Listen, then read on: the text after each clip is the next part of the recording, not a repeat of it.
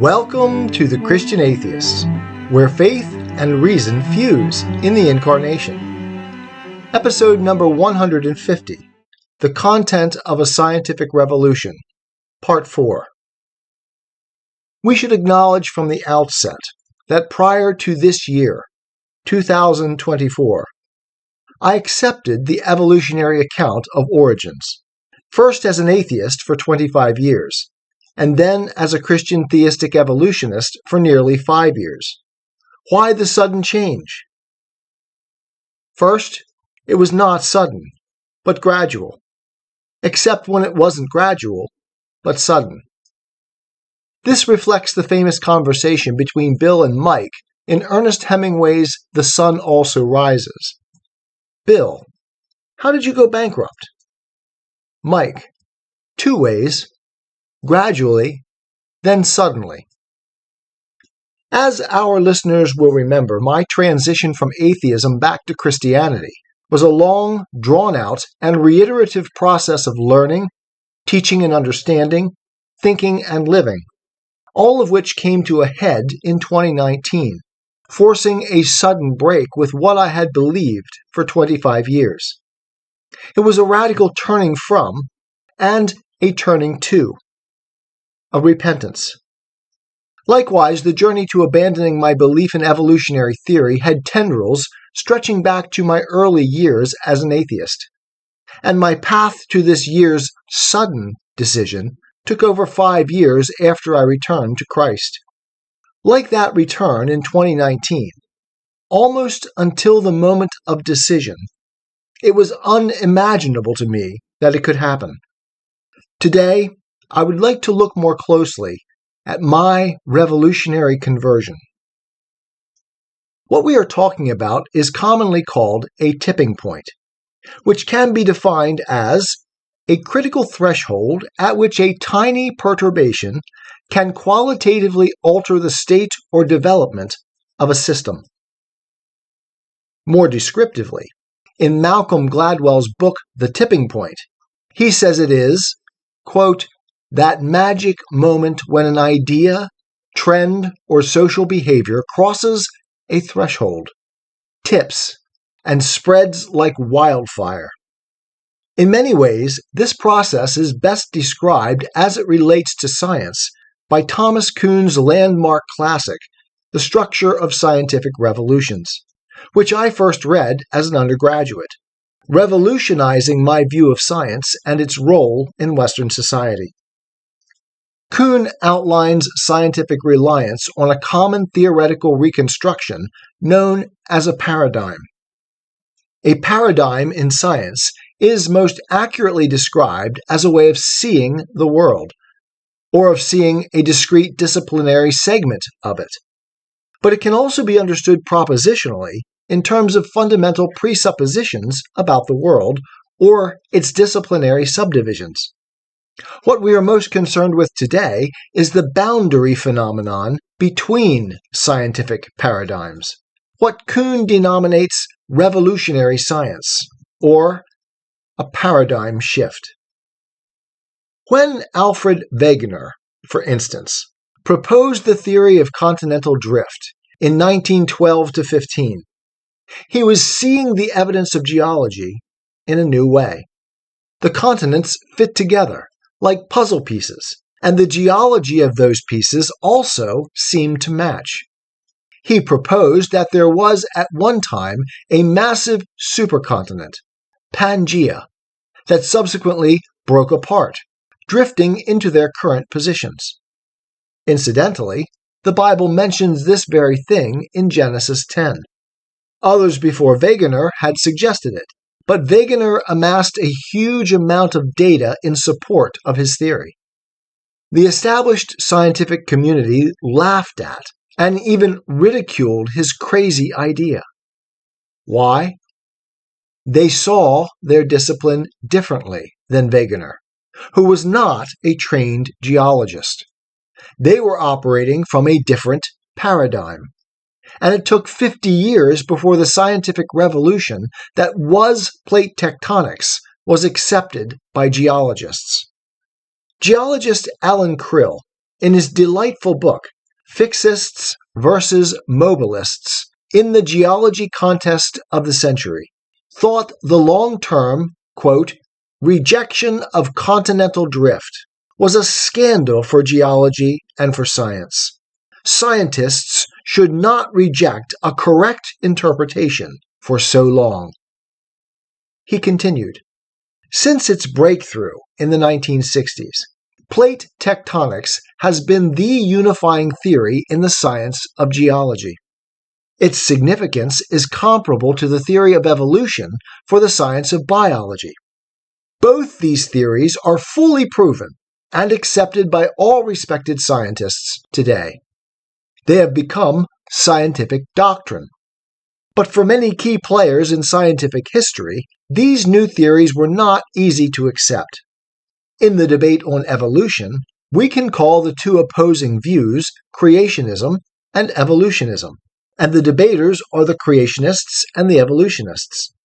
In the debate leading up to mobile plate tectonic theory, the two views are fixism and mobilism, and the debaters are the fixists and the mobilists. The fixists held that continents were original geographic features, fixed in their positions, with the oceans also fixed. It was Alfred Wegener who made mobilism a well-known theory. Beginning in 1912, he argued correctly that continents had moved across the globe and were still in motion. His geologic evidence for continental movement was extensive, but could not sway certain influential geologists. Finally, in the 1960s, the geological community suddenly accepted the fact that continents actually are mobile. A more complete explication of Dr. Krill's position, expressed here, awaits in future episodes. Although my faith in evolutionary theory did not end with my return to Christianity, it began with my turn to atheism. Why? Because when you are an atheist, there is no other alternative. Your most basic presuppositions about the world, that is, your fundamental paradigm, necessarily limits what you see and how you understand it. As I argued in my series, The Evident Evidence and Faith, episodes 57 to 61, even evidence itself, its very meaning and application, is substantially altered. For a philosopher, this is Philosophy 101. Alter your metaphysics, and you alter your epistemology and value theory, and vice versa. When Michael Behe argued in Darwin's Black Box against evolution based on the irreducible complexity of biological systems, evolutionary biologists were unfazed, and thus, so was I. Although the nearly monolithic and impervious scientific consensus over evolution is progressively breaking down and springing leaks, with certain notable exceptions, most evolutionary scientists remain unfazed, just as the fixists did for 50 years in the debate over plate tectonics, despite the compelling evidence. And even though, in retrospect, scientists like Krill would come to consider that rejection, quote, a scandal for geology and for science. Behe's examples of irreducible complexity included the bacterial flagellum, the blood cascade, and others. With only casual, knee-jerk refutations, the evidence was simply ignored. I was a relatively new atheist at the time, and if the leaders of my new church of materialism were unfazed by Behe's critical argument, why should I pay attention? I remember by chance hearing Behe on the TV, sometime in the early mid-2000s, making his case for irreducible complexity. Listening carefully, I thought to myself, with cold logic, this makes sense. That is, it seemed a rational way to view the evidence. I know that many other evolutionists, scientists and otherwise, had similar thoughts. thoughts, not misgivings. For revolutions in science, that is, tipping points, do not initially come suddenly, but begin with an acknowledgement, explicit or implicit, that something is not quite right with the status quo. It is those seeds of doubt that scientific orthodoxy, what Kuhn calls normal science, is designed to silence, to not allow to turn into misgivings, doubts. As psychologist Jonathan Haidt says it, when we are confronted with new information, evidence, or theory that contradicts what we now believe, no matter how compelling it may be, we immediately ask ourselves, do I have to believe this? In other words, is there an out I can use to reject it, and thus maintain the status quo? There always is such an out, which is why belief, or faith, is the fundamental starting point for all knowledge. We must choose to believe something, or choose to reject it. All our knowledge, scientific and otherwise, is a compound of evidence and choice. Indeed, it is choice that makes information evidence, for evidence is intentional. Evidence points to something outside itself. Evidence, to borrow from the great philosopher Edmund Husserl, is always evidence of. Credo ut intelligam. I believe in order that I may know or understand. Scientists are not immune from this universal human condition, as if they were some special class of purely objective rationalizing beings, as my former fellow atheists fancy themselves. Professor Krill says, I know from long experience that scientists think just the way other people do. I dismissed Behe's irreducible complexity argument because I could. Like the FIXISTS before me, my faith in our paradigm gave me license to disregard the rational theory and evidence presented for the heretical position, intelligent design. If the scientists committed to the current paradigm rejected Behe, indeed ridiculed him as a religious crank, then I had my out. I need think of him, and more importantly his theory, as nothing more than a quaint anachronism of religious thinking in an advanced scientific age, an age that had moved beyond the darkness of fanciful mythologies into the enlightened age of materialist science. How should I respond to Behe's theory and evidence? Should I choose heresy or orthodoxy, religion or science? As an atheist, that question was already decided. I sided with science. Or did I? What does it mean to side with science? Is it equivalent to siding with scientists, or with scientific consensus, or perhaps the scientific community, or perhaps even with the reigning scientific paradigm? Might it not mean siding with truth, or perhaps with the ongoing pursuit of truth?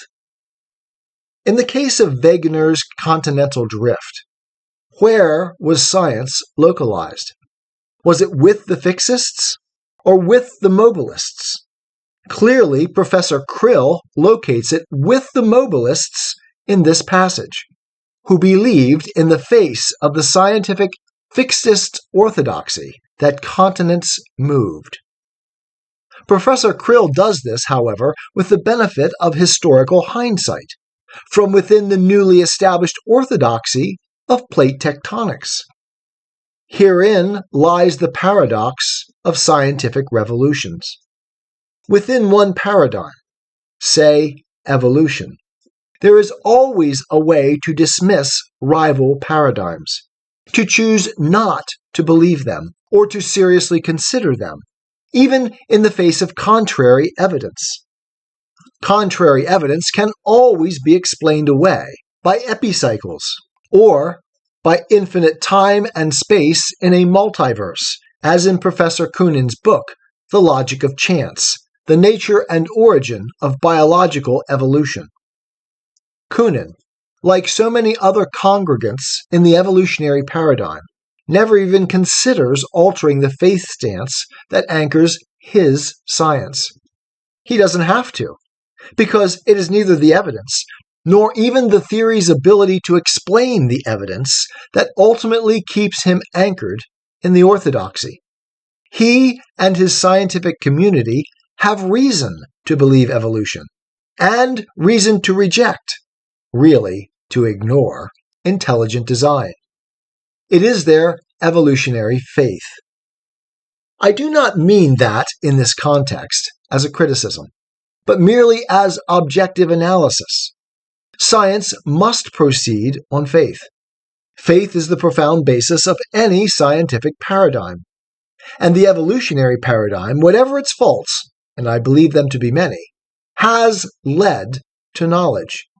But so did the fixist paradigm in geology. Of course, objectively, what scientists believe, the paradigm, must provide a rationally compelling program for doing science, for pursuing knowledge. Otherwise, it would not be chosen as a paradigm. The microbiological evidence which is decimating evolutionary theory was largely carried out by evolutionary theorists. But here we find the heart of the paradox. If science is the pursuit of knowledge, and scientific paradigms are the instruments with which we seek that knowledge, and paradigms are faith commitments, then the goal of science, knowledge, is independent of science, as means are independent of ends. We must not conflate the two. To do so is to ensure that scientific revolutions never occur. This is the lesson we should draw from Wegener's theory of continental drift. Scientists, whether individually or collectively, are not science, but merely human agents who pursue knowledge as a goal through the scientific process. Paradigms can be falsified by facts. Continents do move. But even facts can be accepted or denied, subject to faith and choice. There is always an out. Witness Eugene Koonin and other evolutionary theorists. For almost 30 years, I stood blithely alongside them, trusting their professional expertise, trusting their objectivity, believing men rather than God. As anyone who has radically changed their worldview can tell you, however, faith can be shaken when you open your mind. And when it is, no matter how small the initial seed of doubt, the possibility for a revolution begins its gradual accumulation toward that radical revolutionary tipping point. Gradually, and then suddenly. I am a Christian, with the searching and skeptical mind of an atheist. I don't want to believe anything that isn't true. I know both sides of the looking glass, and I know them with open eyes. I choose Christ's side. I invite you to join me from wherever you stand before the looking glass. That's this week's episode. Thanks for listening. And remember, you can have your religious cake and eat it too. You can have reason, respect for science, a 21st century worldview, and be a Christian.